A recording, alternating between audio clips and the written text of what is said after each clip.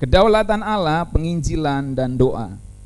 Saudara-saudara yang dikasihi dalam Tuhan, sebenarnya ada banyak sudut pandang atau ada banyak perspektif atau ada banyak dasar Alkitab yang bisa diungkapkan ketika kita bicara tentang kedaulatan Allah, penginjilan, dan doa. Tetapi hari ini saya mau berikan salah satu sudut pandang kepada saudara untuk mengerti soal penginjilan dan doa ini berhubungan dengan kedaulatan Allah. Kenapa sih sebenarnya menjadi permasalahan soal kedaulatan Allah, penginjilan, dan doa? Ya, ini tidak ada di slide tetapi saya sampaikan terlebih dahulu sebagai pendahuluan. Jadi begini saudara-saudara, kita tahu bersama ada sebuah pemahaman dalam dunia kekristenan, dalam dunia teologi, bahwa Allah menentukan segala sesuatu. Yang saya ajarkan kepada saudara bahwa Allah tidak menentukan segala sesuatu.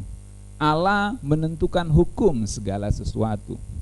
Tetapi memang ada pandangan yang mengatakan Allah menentukan segala sesuatu. Nah, konsekuensi logis dan implikasi dari pandangan Allah menentukan segala sesuatu adalah bahwa Allah menentukan apa yang dipikirkan dan apa yang diperbuat dan apa yang dikatakan oleh manusia. Itu konsekuensi logis dan implikasinya atau kaitannya. Nah, kalau begitu itu berarti bahwa semua yang dilakukan manusia termasuk dosa itu sudah ditentukan oleh Allah. Jadi nggak heran kalau kita merujuk pada nenek moyang pertama kita yaitu Adam. Kalau ada pertanyaan kenapa Adam berbuat dosa, karena dia sudah ditentukan Allah untuk berbuat dosa. Jadi Adam memang nggak bisa menghindar dan pasti Adam berbuat dosa. Kenapa pasti Adam berbuat dosa? Karena Allah memang sudah menentukan Adam untuk berbuat dosa. Dan itu membuat Adam tidak bisa lari karena sudah dicengkeram dengan ketentuan Allah. Tetapi memang lucunya Allah yang sama ya, melarang Adam untuk berbuat dosa. Nah, ini yang lucunya dari teologi seperti itu, saudara ya.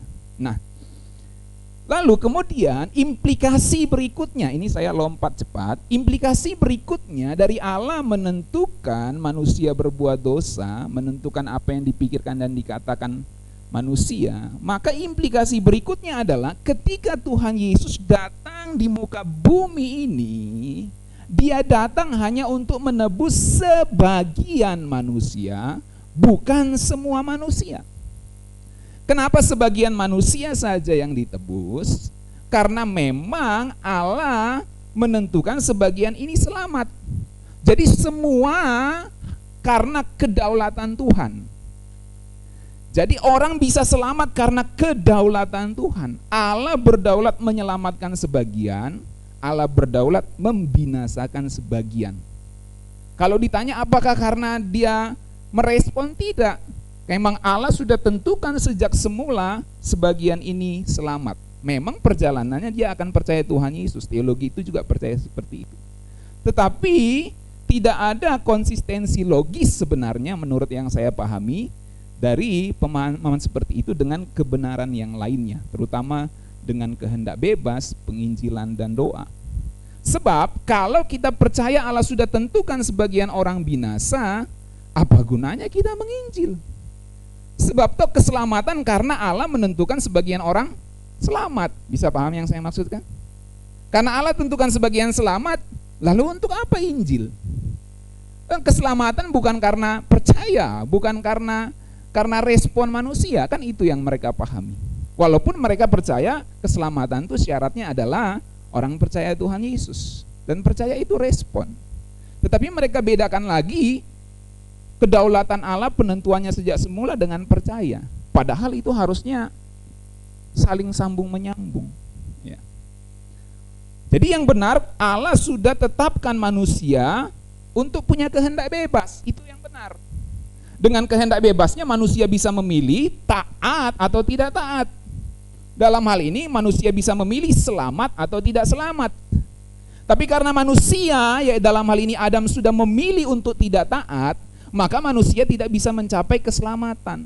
Itu sebabnya Tuhan Yesus datang membuka jalan baru. Ini loh keselamatan itu, yaitu hidup seperti aku.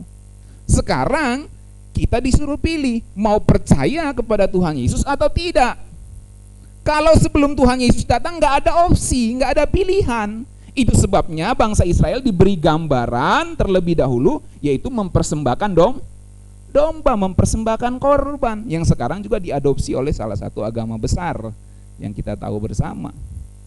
Tetapi mereka memahami persembahan itu ya untuk salah satu jalan mereka masuk ke surga, syarat mereka dimuluskan masuk surga. Tapi kita tidak seperti itu, sebab Alkitab mengajarkan dalam kitab Ibrani, korban binatang itu menyucikan lahiriah saja, tidak menyucikan sampai batinia, dan itu hanya lambang. Bagaimana darah binatang menyucikan manusia? Tidak mungkin.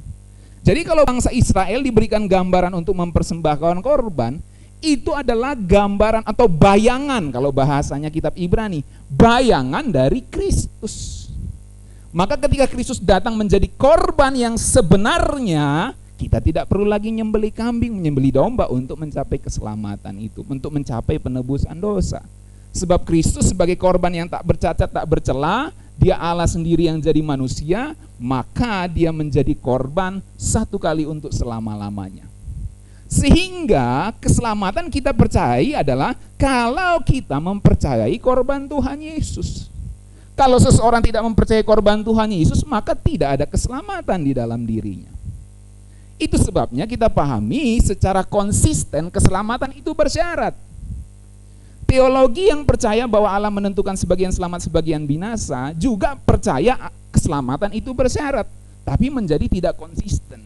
Kalau dihubungkan dengan predestinasi itu dan penentuan binasa, reprobasi dengan syarat keselamatan, menjadi enggak konsisten. Yang konsisten dalam kebenaran harusnya adalah Allah sudah memberikan, dalam kedaulatannya memberikan kehendak bebas kepada manusia, dan manusia bisa memilih taat atau tidak, bisa memilih selamat atau tidak. Maka ketika Tuhan Yesus mati bagi semua orang, bagi orang yang mendengar Injil, dia menjadi harus memilih percaya atau tidak. Bagaimana Pak yang tidak pernah dengar Injil akan dihakimi menurut perbuatan? Kok bisa penghakiman menurut perbuatan itu bisa terjadi karena Tuhan Yesus telah menebus semua manusia. Dan memang pada kenyataannya ada orang-orang yang akan diperkenan masuk dunia akan datang, orang-orang yang tidak pernah mendengar Injil tapi memang bisa dihakimi menurut perbuatannya dan dipandang Tuhan berkenan. Tetapi tentu tidak banyak, saudara. Alkitab sendiri berkata orang yang mendengar Injil saja, orang yang percaya saja hampir-hampir nggak diselamatkan. Gimana orang yang tidak percaya itu?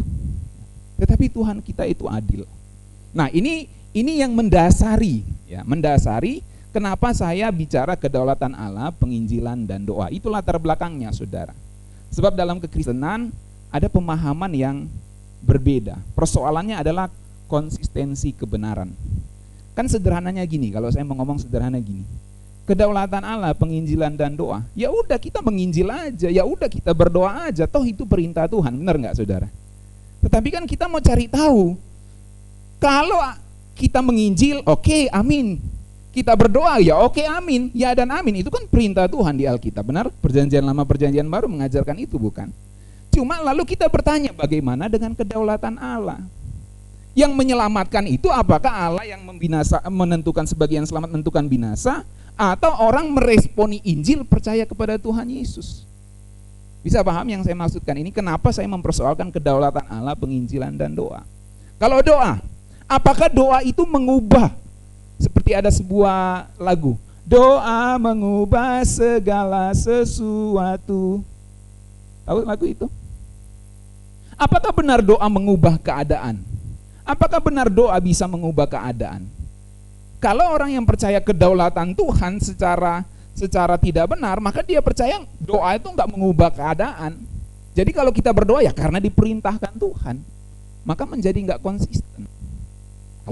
Kalau saya percaya doa itu mengubah keadaan, itu sebabnya kita berdoa. Makanya kita mesti mengerti bahwa kedaulatan Allah selalu melihat respon manusia. Karena memang Allah sudah berikan kehendak bebas itu. Itu sebabnya penginjilan menjadi penting. Ini bulan misi bagi gereja kita, Gereja Kemah Injil Indonesia. Dan di akhir bulan ini saya mau bicara soal penginjilan juga ini. Bahwa memang penginjilan itu penting. Orang harus percaya kepada Tuhan Yesus. Orang harus mendengar berita Injil. Karena kita percaya keselamatan itu adalah orang harus meresponi Tuhan Yesus dalam masa hidupnya. Dalam masa di mana Tuhan Yesus telah menebus semua manusia ini. Apalagi bagi orang-orang yang punya kesempatan mendengar Injil.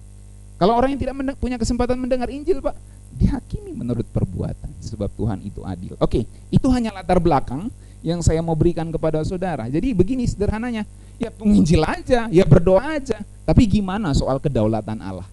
Kalau dia menentukan selamat, gimana konsistensi kebenarannya dengan penginjilan dan doa? Nah, ini yang saya mau bahas. Baik, kita mulai slide pertama, Jo. Saya sampaikan beberapa waktu yang lalu, Allah berdaulat berarti Allah pemegang kekuasaan tertinggi di sorga dan di bumi. Yang kedua, Allah berdaulat berarti Allah mengambil keputusan tanpa bergantung kepada siapapun, tidak ada yang perlu menjadi penasehatnya. Amin. Oh iya, Dia Allah kita yang maha tinggi dan maha agung. Gak perlu dia dapat nasihat dari siapapun, gak perlu. Ya. Yang ketiga, Allah berdaulat berarti Allah berbuat apa saja yang disukainya.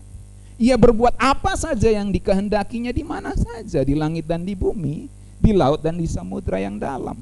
Dia yang ciptakan seluruh alam semesta ini.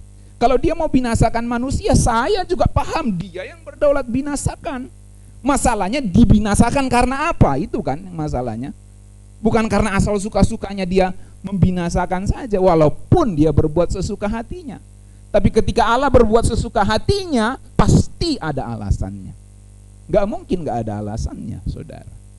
Nah, yang keempat, Allah berdaulat berarti tidak ada seorang pun yang dapat mempersoalkan apa yang dikehendakinya dan berkata kepadanya, apakah yang kau buat? Jika demikian, apalagi yang masih disalahkannya? Sebab siapa yang menentang kehendaknya? Mengapa Tuhan engkau membentuk aku demikian? Gak bisa saudara berkata gitu sama Tuhan. Ya. Sebab memang Tuhan berdaulat. Ya. Yang kelima, Allah berdaulat berarti apapun yang Allah berbuat kepada manusia dalam tindakan kedaulatannya pasti memiliki alasan yang jelas dan tidak mengabaikan respon manusia terhadap dirinya. Saya kasih contoh beberapa waktu yang lalu di seri-seri sebelumnya soal Raja Nebukadnezar dan soal Raja Firaun. Bagaimana Allah bertindak kepada dua raja ini, dan kita melihat bahwa ketika Allah dalam kedaulatannya bertindak kepada mereka, Allah melihat respon mereka. Kepada Firaun, karena Firaun keras hati tidak mau bebaskan bangsa Israel, maka Allah dalam kedaulatannya mengeraskan hati Firaun sekalian. Jadi Allah nggak bersalah karena dia berdaulat, dan memang karena Firaun udah keras hati betul. Ya wajar saja dia keras hati, wong punya militer yang kuat dan punya penyihir. Justru aneh kalau Firaun membebaskan bangsa Israel sekali Musa datang tanpa tulah. Justru aneh dan gak logis. Jadi karena Allah tahu bahwa Firaun keras hati, sekalian dikeraskan hatinya. Dia berdaulat, siapa yang mau bantah? Tapi ada alasannya. Itu yang saya maksud, kedaulatan Allah atau tindakan kedaulatannya pasti melihat respon manusia. Langsung mendarat ke dalam kehidupan kita. Kalau saudara, kalau saya tetap keras hati, sedang firman Tuhan sudah diberitakan bertobatlah, hiduplah benar, hiduplah kudus, tapi kita tetap masih keras hati, masih terus mau berbuat dosa, jangan salahkan kalau Tuhan membinasakan kita.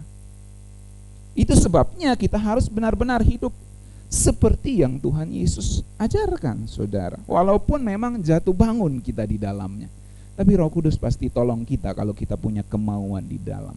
Sebab Tuhan melihat hati manusia, saudara. Pada Raja Nebukadnezar seperti itu juga. Allah bertindak karena dia merasa sombong, merasa bahwa semuanya itu karena dia sendiri. Akhirnya Tuhan jadikan itu Nebukadnezar sama seperti binatang. Tapi ketika dia mulai sadar bahwa dirinya salah, lalu Tuhan pulihkan dia. Saudara lihat, Tuhan pulihkan setelah Nebukadnezar merasa bersalah dan bertobat dan mengakui tangan Tuhan Allah Israel yang kuat. Lihat, tindakan kedaulatan Allah selalu melihat respon manusia. Oke. Jadi kita percaya Allah berdaulat. Amin. Ia penguasa dan hakim tertinggi yang berbuat sesuka hatinya di mana saja dan kapan saja. Dan salah satu praktek kedaulatan Allah adalah dia memberikan kehendak bebas kepada kita manusia. Dia berikan kepada kita kehendak bebas, saudara. Dan kehendak bebas kita manusia, bisa di next Jo, itu sama sekali tidak mengurangi kedaulatan Allah.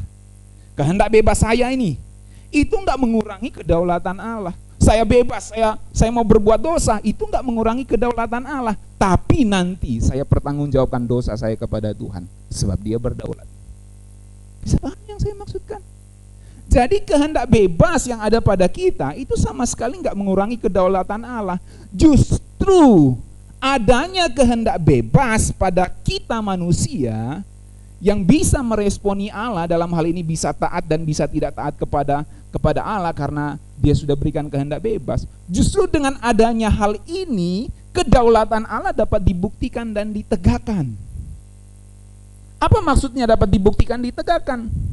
Dapat dibuktikan dan ditegakkan, bisa di next Jo.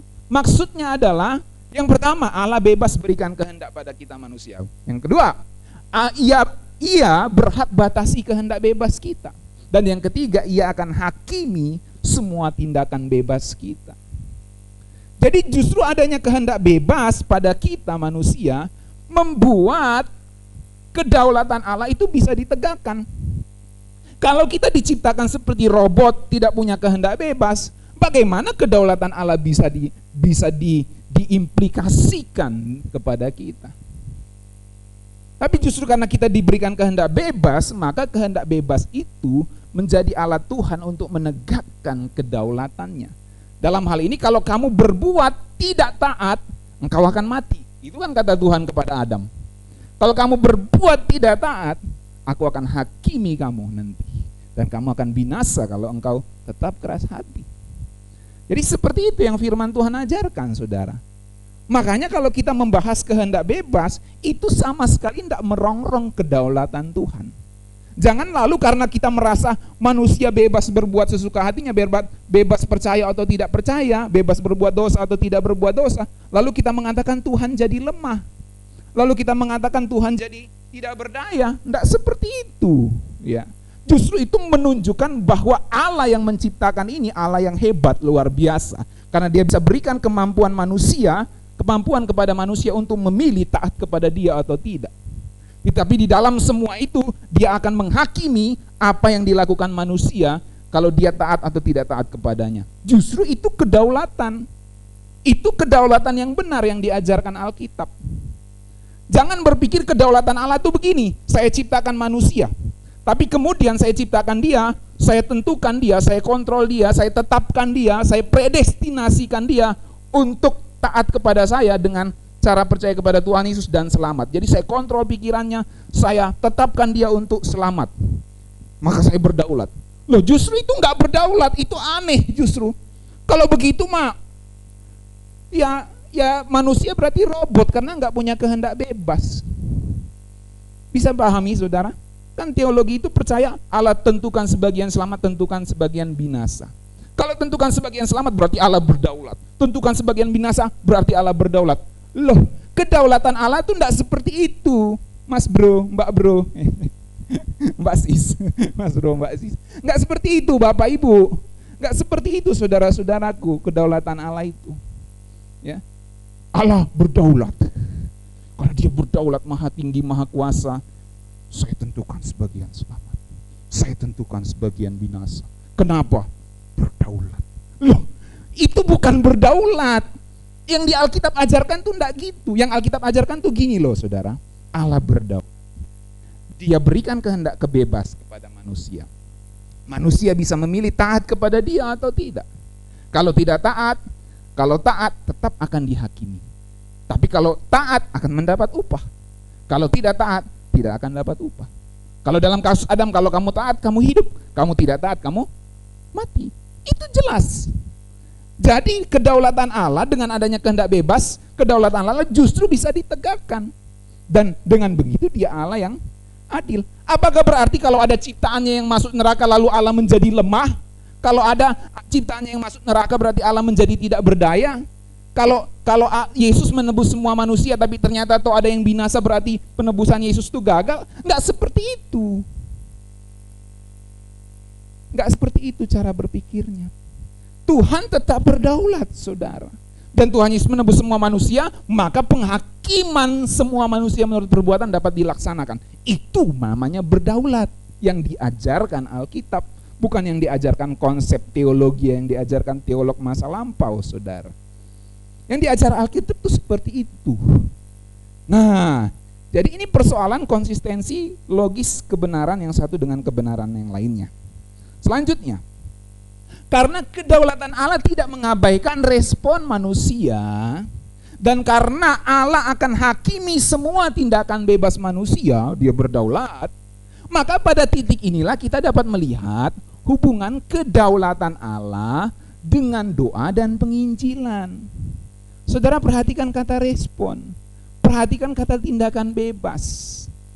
Jadi justru karena Allah akan menghakimi tindakan bebas manusia, dan bahwa tindakan kedaulatan Allah itu melihat respon manusia, maka pada titik ini kita bisa melihat hubungan kedaulatan Allah yang maha tinggi, yang berbuat sesuka hatinya itu, kan gak ada yang bisa bantah, dengan doa yang kita naikkan dan dengan usaha kita menginjili orang lain. Di situ kita bisa melihat titik terangnya, hubungannya, saudara. Kalau kita percaya kedaulatan Allah tidak melihat respon manusia, kita tidak bisa melihat hubungan kedaulatan Allah dengan doa dan penginjilan. Loh, lalu untuk apa kita berdoa? Kedaulatan Allah nggak melihat responmu. You mau berdoa sampai apapun ya, aku nggak lihat responmu. Memang jawaban doa itu mutlak kedaulatan Tuhan. Tetapi ada syarat-syarat, ada ajaran-ajaran Alkitab yang mengatakan kalau kamu doa sungguh-sungguh, kalau kamu doa dengan segenap hatimu, kalau kamu doa dengan percaya, doamu akan dijawab. Bukankah itu syarat-syarat ketentuan yang Tuhan tetapkan dalam kedaulatannya? Dan itu berarti kan engkau merespon ketetapan kedaulatan Tuhan. Jadi jangan lalu berkata karena Tuhan berdaulat maka doamu itu tidak mengubah apapun.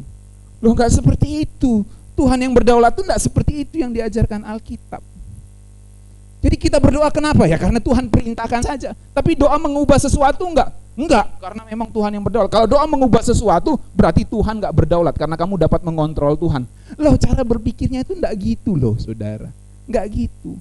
Kalau kamu doa, kamu bukan mengubah Tuhan, tapi kamu menyesuaikan dirimu pada ketentuan yang Tuhan telah tetapkan. Kalau kamu melakukan kehendaknya, kamu berdoa, doamu dijawab. Itu ketentuan Tuhan dalam kedaulatannya. Jadi bukan kalau Tuhan jawab doamu, dan itu berarti Tuhan kamu kontrol, Tuhan menjadi lemah karena kamu bisa mengontrol Tuhan. Jadi kalau kamu punya premis bahwa doa itu mengubah sesuatu, itu berarti engkau mengubah Tuhan dan Tuhan berarti enggak berdaulat. Makanya orang yang punya teologi Allah menentukan sebagian selamat, sebagian binasa, itu percaya doa itu enggak mengubah apapun. Enggak mengubah apapun. Saudara bisa baca banyak literatur yang mereka miliki. Saya sudah baca. Mereka percaya doa tidak mengubah apapun. Jadi kenapa kita berdoa? Ya karena kita diperintahkan. Nah, tidak seperti itu yang Alkitab ajarkan, saudara. Doa itu mengubah sesuatu. Makanya penting melihat kedaulatan Allah dan doa. Jadi ketika kita berdoa dan terjadi sebuah perkara mujizat yang Tuhan adakan, itu berarti bukan kita mengontrol Tuhan, tapi Tuhan sudah tetapkan ketentuannya. Kalau kamu doa sungguh-sungguh dengan motivasi yang murni dan ini semua, Tuhan akan jawab. Kenapa? Karena sesuai dengan kedaulatan ketentuan yang Tuhan sudah tetapkan. Kalau kamu ada pada garis ini, kamu dijawab. Kalau kamu tidak ada pada garis ini, kamu tidak dijawab. Dan itu sama sekali tidak membuat Tuhan lemah, justru membuat Tuhan berdaulat, menentukan apakah itu dijawab atau tidak. Bisa paham, saudara? Itu pemahaman yang benar. Loh, kalau Tuhan tetapkan sebagian selamat, sebagian binasa, ngapain menginjil? Loh, mereka jawab begini, teologi yang saya anggap tidak benar itu akan jawab begini, karena Tuhan perintahkan menginjil. Walaupun keselamatan itu ujung-ujungnya kedaulatan Tuhan. Toh Tuhan yang tetapkan binasa, Tuhan tetapkan selamat. Ujung-ujungnya kedaulatan Tuhan. Nah, bagaimana kalau kita mempertanyakan soal penginjilan? akan menjadi tidak konsisten. Maka yang benar kita menginjil, kita membuat orang percaya kepada Tuhan Yesus, karena kita tidak tahu dia akan percaya atau tidak. Tapi kita diperintahkan untuk menginjil, dan kita percaya kalau dia percaya Tuhan Yesus, dia bisa selamat. Kalau tidak percaya ya binasa. Jadi ada usaha kita manusia, ada respon kita manusia untuk berada di garis kedaulatan ketetapan Allah. Seperti itu, saudara. Nah, kemudian, jadi sederhananya begini, Allah berdaulat, maka ia kasih syarat, kasih ketetapan. Kalau kamu selamat, maka kamu harus percaya kepada Yesus Kristus. Kalau kamu mau selamat, percaya kepada Yesus Kristus. Jadi hari ini kalau saudara dengar khotbah saya, saudara belum percaya kepada Tuhan Yesus, di mana saja, percayalah. Sebab kalau enggak, saudara akan binasa. Siapapun saudara, kalau enggak percaya Tuhan Yesus, binasa. Jadi penginjilan itu penting. Nggak ada orang bisa selamat kalau nggak percaya Yesus Kristus. Ya, jadi itu konsisten dengan kedaulatan Allah. Kalau kita percaya Allah menetapkan sebagian binasa, sebagian selamat dari sejak kekal, sehingga Tuhan Yesus datang hanya menebus sebagian manusia. Ya, masa kita menginjili orang yang sudah ditetapkan binasa? Misalnya, kan Allah sudah pilih sebagian selamat, sebagian binasa. Konsekuensi logisnya Yesus datang untuk menebus sebagian manusia. Nah, bagaimana kalau dalam perjalanan sejarah saya menginjili orang yang sebenarnya sudah ditetapkan binasa? Yang ya usaha saya sia-sia. Kenapa? Karena memang ditetapkan binasa. Maka saya menjalankan perintah yang sia-sia, yaitu perintah menginjili supaya orang selamat. Jangan lalu berkata, oh kenapa dia nggak percaya? Karena memang sudah ditetapkan binasa. Loh, nggak begitu. Karena memang Tuhan Yesus nggak pernah tebus dia. Loh, kalau Tuhan Yesus nggak pernah tebus dia, berarti memang sia-sia saya menginjili dia. Kenapa saya bisa menginjili siapapun yang saya tidak tahu? Karena saya tahu mereka semua ditebus Tuhan. Amin. Bukan Tuhan Yesus sebetulnya sebagian manusia. Karena Tuhan menebus semua manusia, maka siapapun yang hidup saat ini, saya bisa memberitakan Injil kepadanya. Karena Tuhan Yesus menebus mereka. Dan itu konsisten dengan kebenaran lainnya. Selanjutnya, kalau Allah berdaulat, maka ia kasih syarat juga. Kan tadi soal penginjilan, ya. Karena Allah berdaulat, maka ia kasih syarat. Kalau kamu berdoa dengan sungguh-sungguh dan memenuhi syarat yang Tuhan tetapkan, doamu akan dijawab. Apakah berarti Tuhan lemah? Tidak. Apakah berarti kita kontrol Tuhan? Tidak. Karena syarat-syaratnya Tuhan sudah tetapkan. Dengan kata lain, dari perspektif kita manusia, kita bisa katakan doa dapat mengubah keadaan. Dan memang itu yang diajar Alkitab. Doa dapat mengubah keadaan. Makanya Tuhan Yesus juga berdoa. Rasul Paulus berdoa. Para rasul, murid-muridnya berdoa. Dan ketika doa mereka dijawab Tuhan, mengubah keadaan semuanya. Murid-murid mendapat pencurahan Roh Kudus saat mereka berkumpul di ruang loteng Yerusalem. Dan terjadi perubahan karena mereka berdoa. Saudara bisa bayangkan kalau mereka tidak pernah berkumpul berdoa di situ, apakah ada perubahan? Tidak. Kenapa lalu kita mengatakan akan pasti ada perubahan? Tidak mungkin, sebab Tuhan memang sudah tetapkan pencurahan Roh Kudus akan terjadi kalau murid-murid berkumpul berdoa. Itu sebabnya Tuhan Yesus sudah pesan sebelum dia naik ke sorga, tunggu aku di Yerusalem. Tunggu nanti akan ada Tuhan akan ada penolong yang lain yang akan datang kepadamu. Engkau harus menunggu. Jadi Tuhan sudah sampaikan. Kenapa? Karena kamu di situ harus berkumpul berdoa. Kalau kamu nggak berkumpul berdoa, kamu tercerai-berai setelah aku naik ke sorga, ya kamu nggak akan mengubah sejarah dunia ini. Karena memang doa mengubah sesuatu. Sudah itu sebabnya para rasul berdoa. Itu sebabnya tokoh-tokoh perjanjian lama, nabi-nabi perjanjian lama berdoa. Karena mereka tahu doa dapat mengubah keadaan. Kalau mereka tahu doa tidak mengubah keadaan, ngapain mereka berdoa? Maka ajaran yang mengatakan doa tidak mengubah keadaan itu tidak konsisten dengan kebenaran Alkitab yang lainnya, saudara. Mentang-mentang mau tegakkan Allah itu berdaulat lalu mengatakan doa tidak mengubah keadaan. Enggak benar, saudara. Makanya kita mesti memahami hal ini dengan baik. Apakah orang yang mengajarkan Allah menentukan sebagian selamat, sebagian binasa, mengajarkan doa tidak mengubah keadaan, mereka enggak berdoa, Pak? Mereka berdoa, tapi karena perintah. Jadi bukan soal mereka nggak berdoa atau nggak berdoa, permasalahan konsisten nggak dengan kebenaran lainnya, sehingga kita mempunyai kebenaran yang utuh dan benar-benar kuat, saudara. Nah, contohnya Doa Hizkia misalnya. Dalam 2 Raja-Raja 20 ayat 1, mari kita baca ceritanya, saudara yang ada di sini dan di rumah, kita baca bersama-sama, 1, 2, 3. Pada hari-hari itu Hizkia jatuh sakit dan hampir mati. Lalu datanglah Nabi Yesaya bin Amos dan berkata kepadanya, beginilah firman Tuhan, sampaikanlah pesan terakhir kepada keluargamu, sebab engkau akan mati dan tidak akan sembuh lagi. Lalu Hizkia memalingkan mukanya ke arah dinding dan ia berdoa kepada Tuhan. Jadi Hizkia itu dikasih tahu sama Nabi Yesaya, Hizkia, Tuhan bilang kamu akan mati. Sakitmu itu nggak akan sembuh, kamu akan mati. Oke, next ayat 3 Jo. Tuhan, kata Hizkia kan. Tuhan, ingatlah kiranya bahwa aku telah hidup di hadapanmu dengan setia dan dengan tulus hati, dan bahwa aku telah melakukan apa yang baik di matamu. Kemudian menangislah Hizkia dengan sangat. Ya nangislah, takutlah. Wong ada seseorang yang datang, nabi Tuhan yang dipercayai datang begini, Hizkia, lu mati bentar lagi. Apa enggak ketakutan? Maka Hizkia berdoa, Tuhan, aku sudah melayani engkau dengan tulus hati. Dia menangis dengan sangat sedihnya. Ayat yang keempat. Tetapi Yesaya belum lagi keluar dari pelataran tengah, tiba-tiba datanglah firman Tuhan kepadanya. Lihat, karena Hizkia berdoa, maka Yesaya ketika dia mau pergi lagi, tiba-tiba datang firman Tuhan kepada Yesaya. Ayat 5.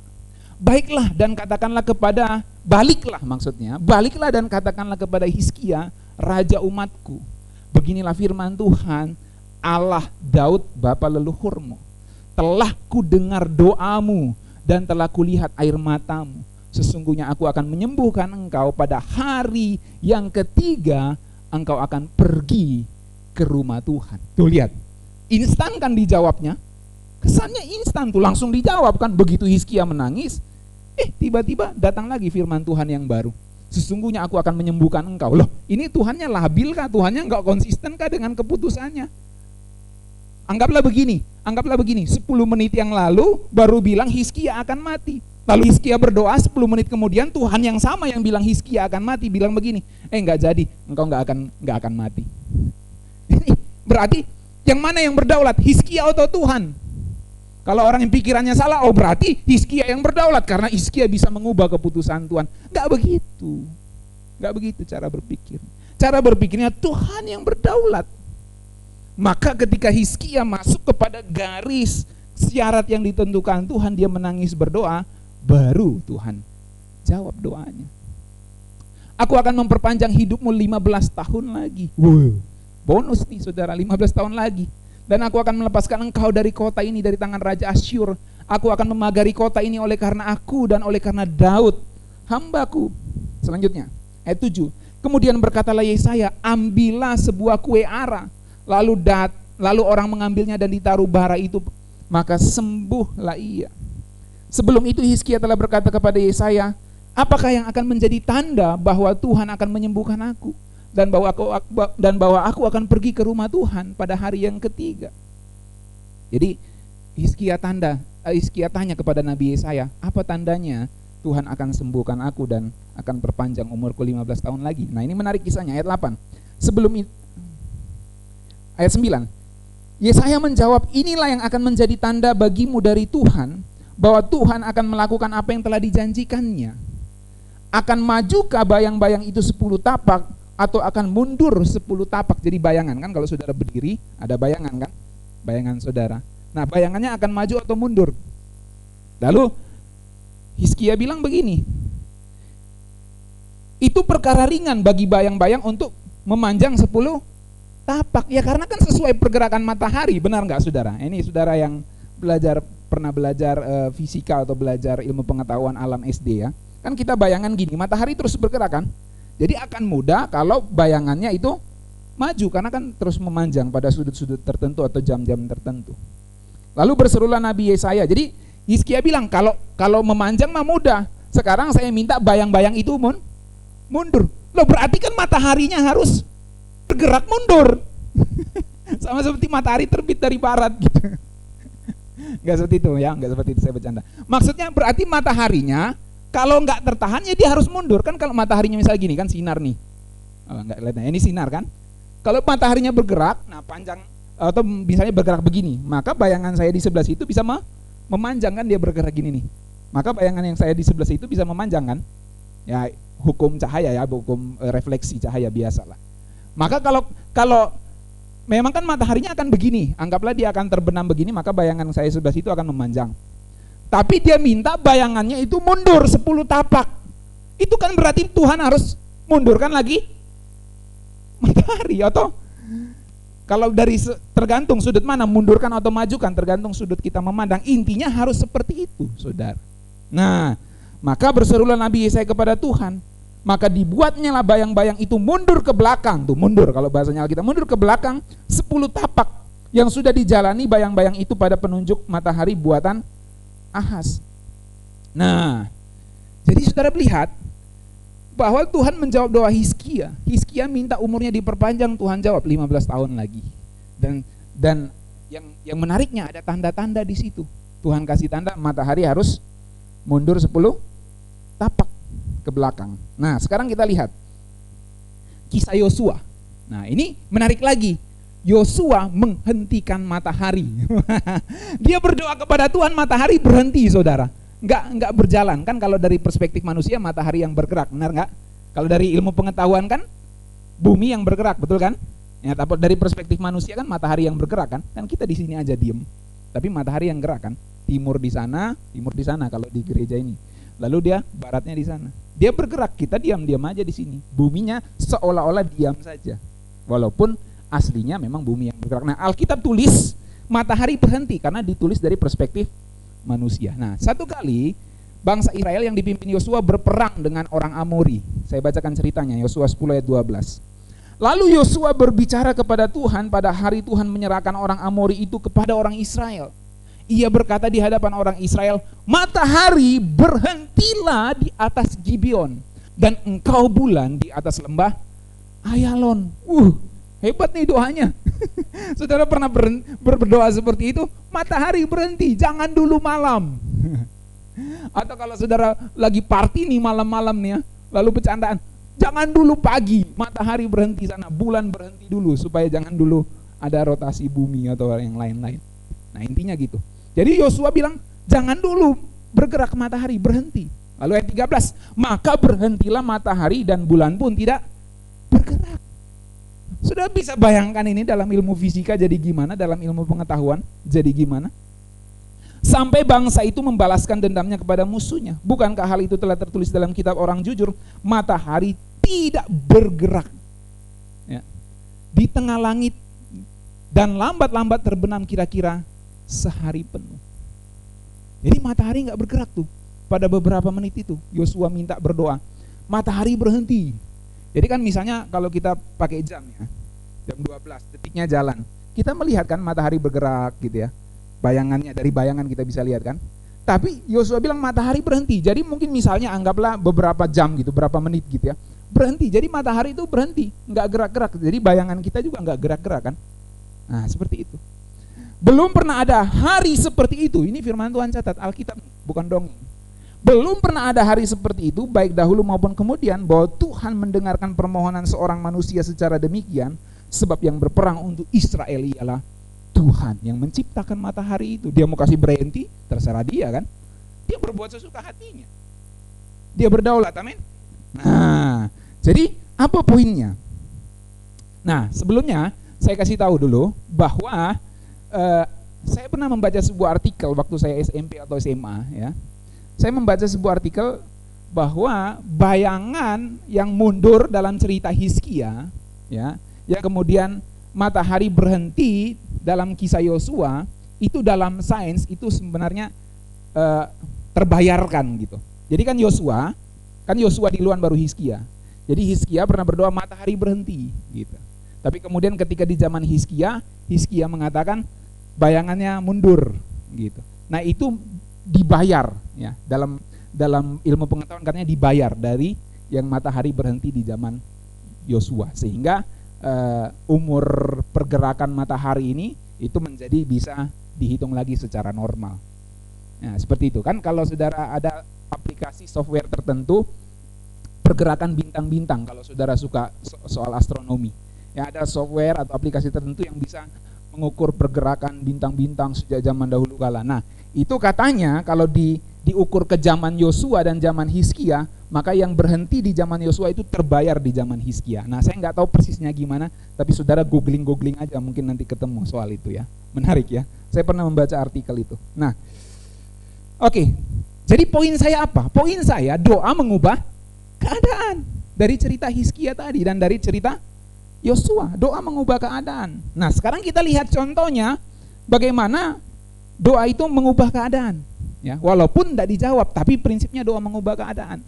Dalam Kejadian 18 ayat 22 sampai 33, Abraham berdoa untuk keselamatan Sodom dan Gomora. Ini saya nggak bacakan ayatnya sebab hampir semua kita sudah tahu ceritanya. Saat itu Abraham melobi Tuhan, Yahweh Allah orang Israel, kalau 50 orang benar saja ada di Sodom, kau binasakan tidak?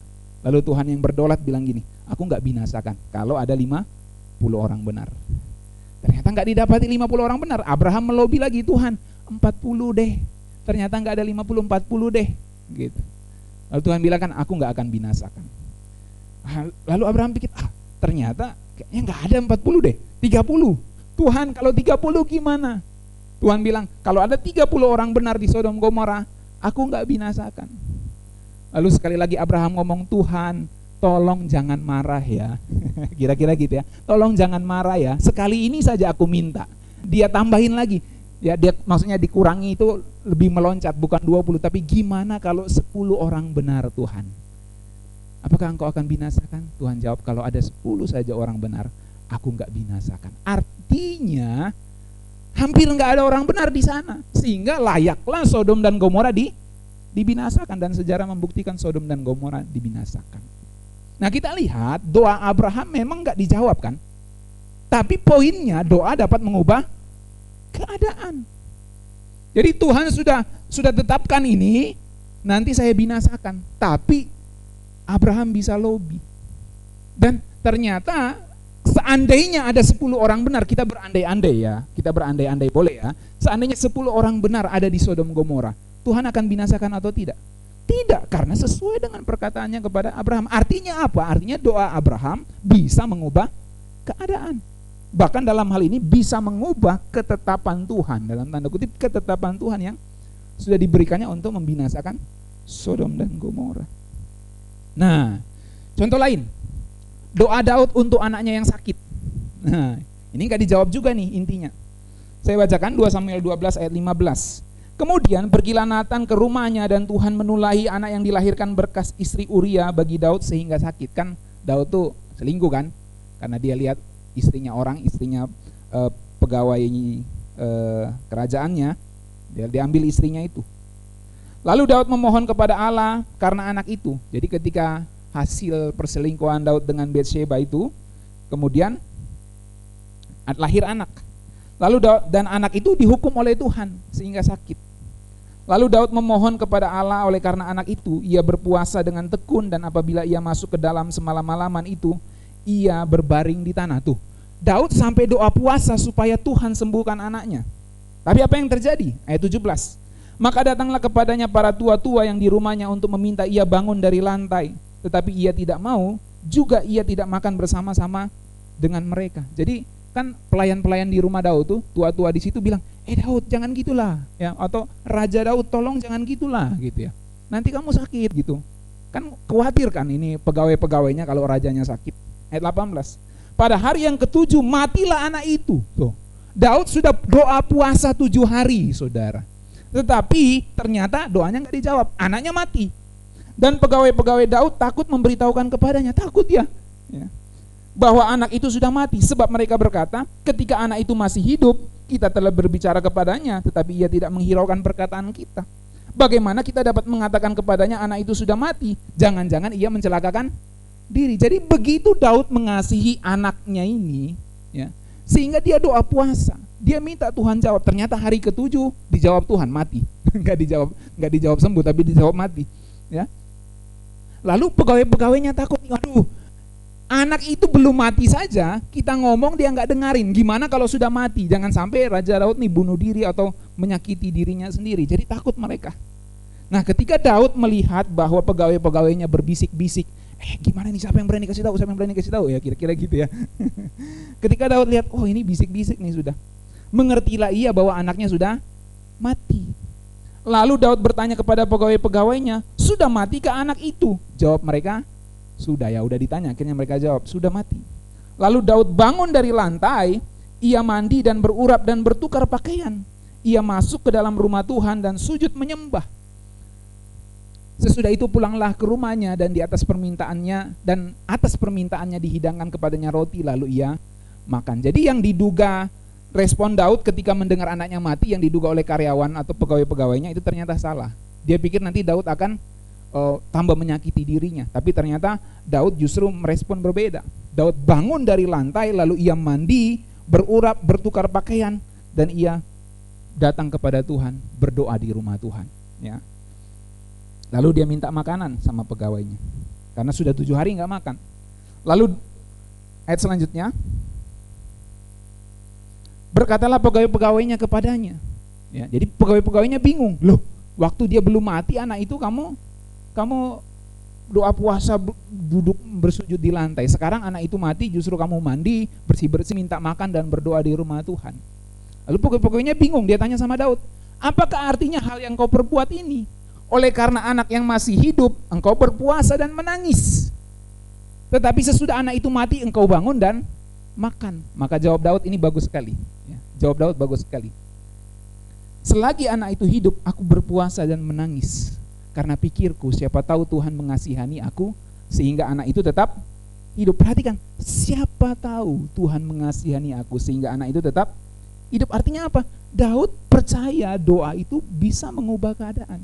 Nah, ayat 23. Tetapi sekarang ia sudah mati. Mengapa aku harus berpuasa? Dapatkah aku mengembalikannya lagi?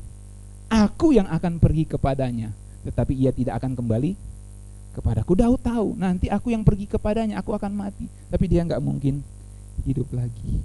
Nah, artinya apa? Daud mengerti. Poinnya apa? Bisa di next slide ya, tolong. Poinnya bahwa Daud tahu walaupun doanya nggak dijawab, tapi dia tahu bahwa Tuhan itu bisa mengubah keadaan lewat kalau dia berdoa. Jadi kita tahu dari kisah ini bahwa doa bisa saja mengubah keadaan.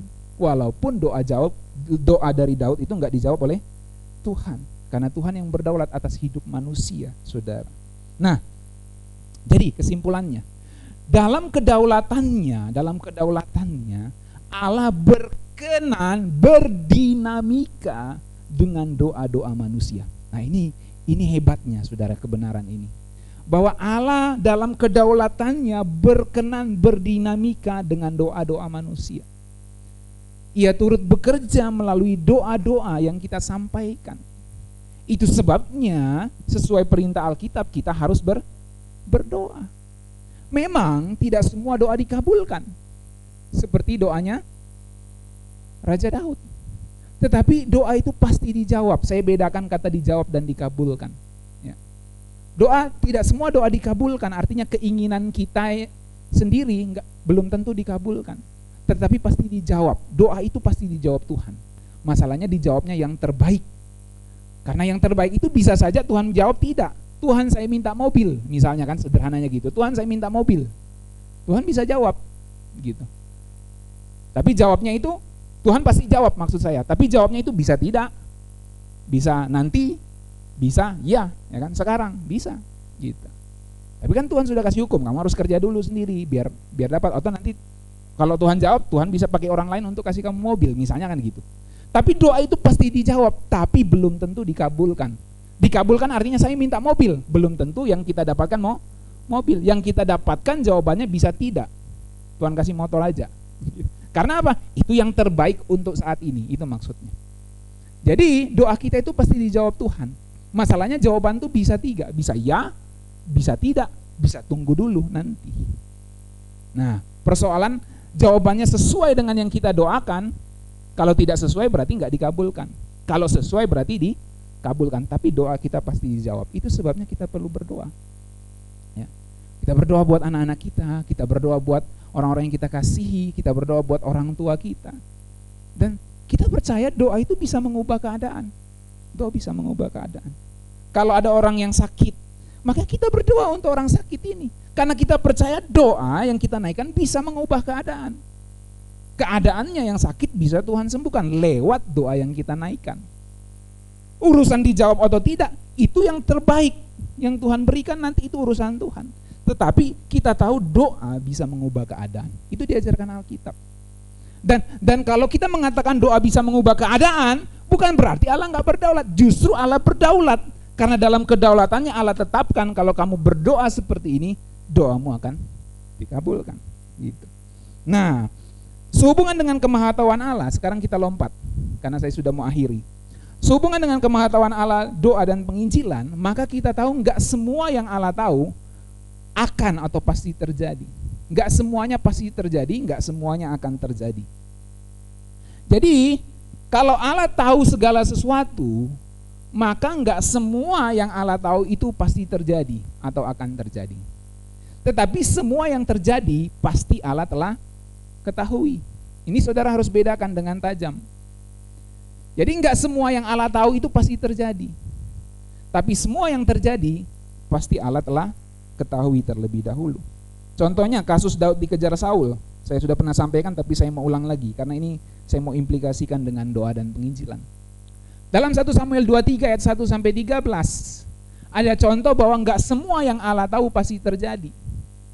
Ketika tahu Daud ada di kota Kehila, Saul hendak datang menyerang kota itu. Mendengar itu Daud mengajukan 2 pertanyaan kepada Tuhan. Kan ceritanya gini, Saul lagi ngejar-ngejar Daud, mau dibunuh tuh Daud. Lalu Saul dengar, oh itu Daud ada di kota Kehila. Saya selama ini cari-cari dia, ternyata dia sekarang ada di kota Kehila. Maka Daud yang mendengar bahwa Saul sudah tahu dia ada di kota Kehila, dia ajukan 2 pertanyaan kepada Tuhan. Ya, perhatikan, ini kan seperti doa, dialog dengan Tuhan.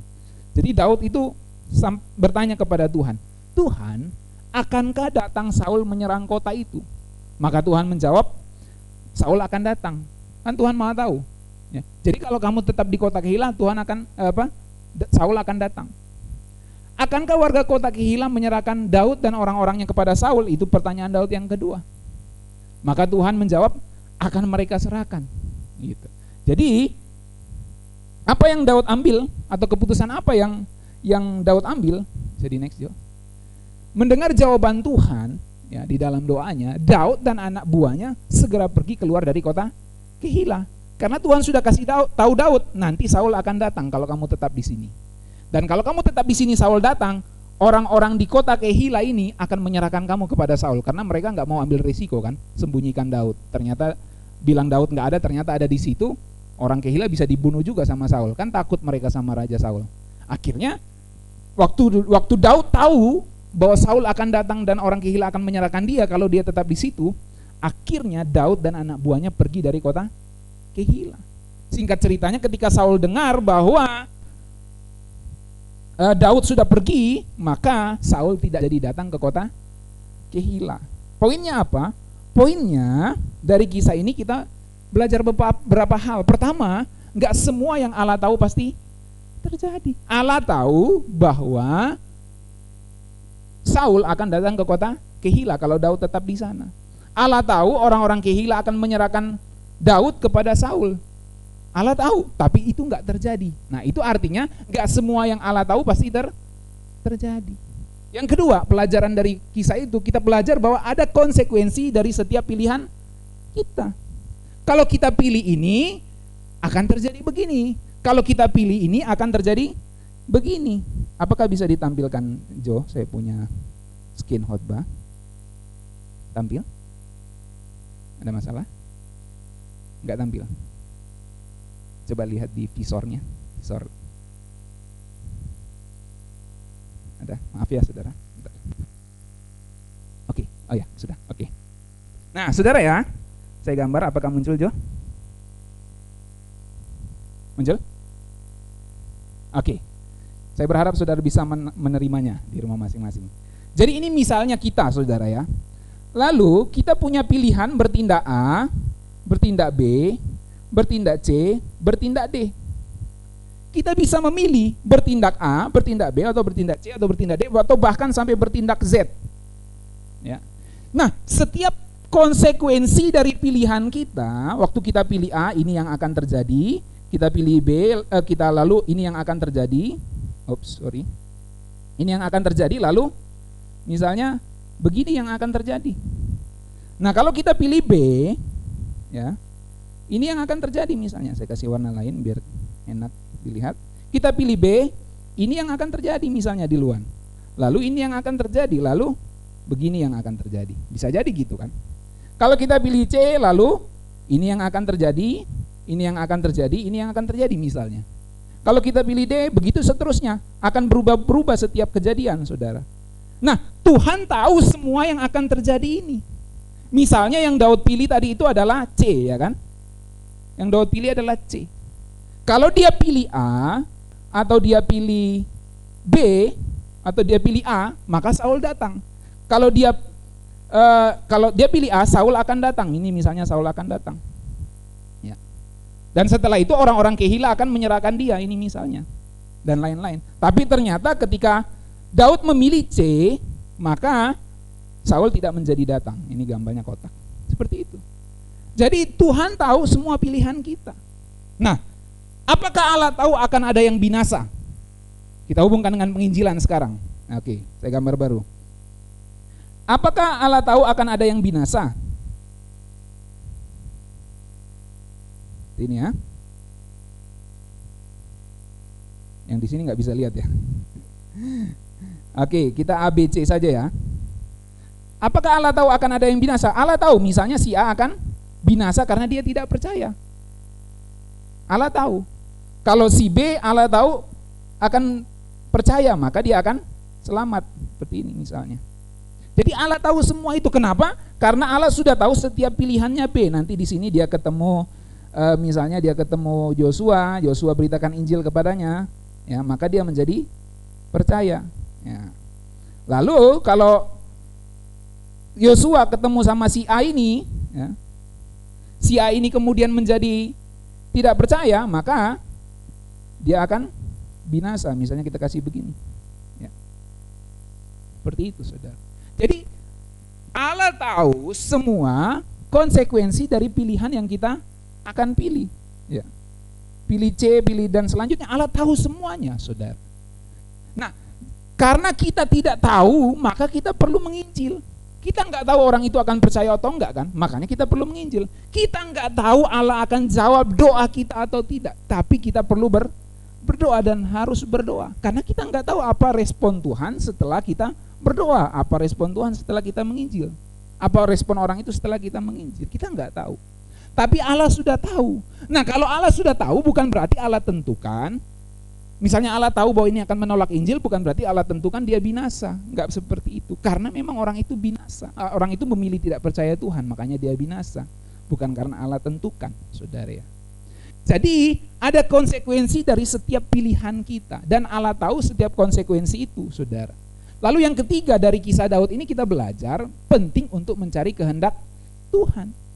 Sebab kalau Daud enggak bertanya kepada Tuhan dan dia diam-diam saja di situ, Saul datang dan orang Kehila menyerahkan Daud kepada Saul, maka lain cerita lagi dalam sejarah yang kita akan tahu. Jadi penting bagi kita manusia, setiap individu pribadi kita ini penting untuk bertanya kepada Tuhan, mencari kehendak Tuhan, supaya kita nggak salah pilih. Sebab kita nggak tahu apa yang terjadi dengan semua pilihan kita. Makanya penting berdoa, mencari kehendak Tuhan. Walaupun Tuhan tahu semua konsekuensi dari yang kita akan pilih, tetapi dia mau kita untuk memilih yang terbaik. Dan dia mau menjawab doa kita yang terbaik. Makanya kita perlu menyesuaikan diri kita dengan kehendak Tuhan. Oke, next Joe. Nah, implikasinya dengan penginjilan, seperti yang saya katakan tadi. Tuhan tahu seseorang akan bertobat atau enggak bertobat. Kan Tuhan tahu. Ya. Dia ini akan bertobat kalau Yosua injili. Orang ini nggak akan bertobat kalau Yosua injili. Tuhan tahu, ya, karena orang itu punya pilihan-pilihan. Tuhan sudah tahu. Bukan Tuhan nggak tahu, bukan Tuhan kayak terkaget-kaget. Oh ternyata kalau Yosua injili itu dia akan bertobat. Oh ternyata kalau si Bayu yang injili itu dia akan bertobat. Oh ternyata kalau Pak Mesak yang doakan itu, yang injili itu nggak bertobat tuh orang. Jadi Tuhan nggak kaget-kagetan gitu. Karena dia maha tahu, nggak kaget-kagetan. Oh ternyata kalau ini dia nggak kaget-kagetan, dia tahu. Masalahnya kita nggak maha tahu, jadi kita harus menginjil. Siapa tahu aja kan gitu. Bahasa gampangnya kan kita gitu. Kita nggak tahu bahwa orang itu akan bertobat atau enggak. Tapi siapa tahu aja dengan kita menginjili dia bertobat. Siapa tahu aja yang diketahui Tuhan bahwa orang itu akan bertobat sewaktu kita injili dia. Kita kan nggak tahu kemahatauan Tuhan ini. Apa saja yang ada di kemahatauan Tuhan. Kita nggak tahu. Tapi Tuhan sudah tahu. Nah ternyata di kemahatauan Tuhan itu adalah waktu saya menginjil, orang itu bertobat. Nah kan saya nggak tahu, maka sesuai perintah firman Tuhan, saya menginjil dan ternyata orang itu bertobat. Itu berarti saya masuk di dalam apa yang Allah sudah ketahui itu sejak dulu kala. Nah pertanyaannya, maukah kita menjadi bagian dari apa yang Allah sudah ketahui itu? Nah ingat, secara umum orang bertobat karena ada yang injili. Roma 10 mengatakan bahwa sebab barang siapa yang berseru kepada nama Tuhan akan diselamatkan. Ayat 14 dari Roma 10, tetapi bagaimana mereka dapat berseru kepadanya jika mereka tidak percaya kepada dia? Bagaimana mereka dapat percaya kepada dia jika mereka tidak mendengar tentang dia? Ini proses mekanisme logis. Bagaimana mereka mendengar tentang dia jika tidak ada yang memberitakannya? Dan bagaimana mereka dapat memberitakannya jika mereka tidak diutus? Ada yang nambahkan, bagaimana mereka dapat diutus kalau tidak ada yang danai?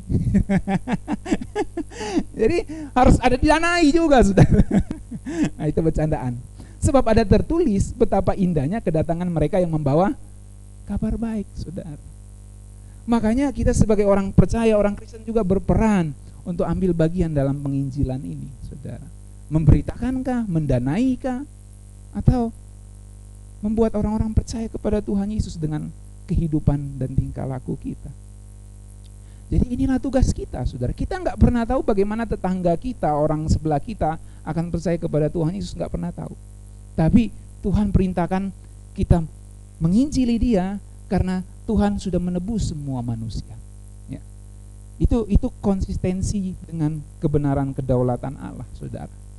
Jadi bukan berarti waktu kita menginjili dia terus dia bertobat lalu kayak Allah terkaget-kaget gitu. Oh ternyata waktu Yosua injili dia bertobat. Enggak kaget-kagetan Allah. Ya. Dan keputusan untuk Allah menyelamatkan orang itu karena memang dia percaya kepada apa yang diberitakan dalam Injil, saudara. Oke, next Jo. Terakhir nih kayaknya. Jadi mari kita berdoa dan jadi alat Tuhan untuk menyelamatkan jiwa-jiwa dengan memberitakan Injil. Oke, saya simpulkan seperti ini. Allah berdaulat, amin. Dan ketika Allah berdaulat, dia memberikan kehendak bebas kepada manusia. Dan kehendak bebas manusia sama sekali tidak mengurangi kedaulatan Allah. Oleh sebab itu, Allah dalam kedaulatannya memberi kehendak bebas kepada manusia untuk taat kepadanya atau tidak. Kalau tidak taat, manusia akan binasa. Kalau taat, manusia akan selamat. Nah, taat itu kemudian kita tahu dalam perjanjian baru bisa terjadi, yang disebut taat kepada Allah bisa terjadi kalau seseorang percaya kepada Tuhan Yesus. Dia meresponi berita Injil. Maka kita sebagai orang percaya yang tidak maha tahu, kita perlu menginjili orang banyak. Sebab Tuhan Yesus mati untuk mereka semua. Dan tanpa kita beritakan Injil, mereka gak punya pilihan untuk percaya atau tidak. Jadi kita mesti berikan mereka pilihan, mau percaya atau enggak gitu.